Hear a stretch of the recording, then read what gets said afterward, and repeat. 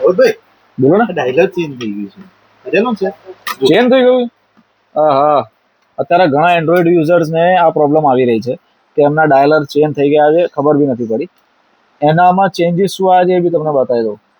નીચે પેલા તમારા પર ફેવરેટ્સનું ઓપ્શન આવતું હતું એ બી ચેન્જ થઈ ગયું છે, એની જગ્યાએ ઉપર જતું હતું. અમુક કસ્ટમર્સને કે અમુક લોકોને એવું થતું હશે કે આ ચેન્જ થઈ ગયું છે તો સારું છે, તો એ તમારે રાખવું હોય તો તમે રાખી શકો છો, અને તમારે જૂનામાં કરવું હોય તો એ તમને બતાવી દઉં. આવી જાઓ કઈ રીતે કરવાનું. આ ડાયલર છે, આ ડાયલર પર બેક કર્યું.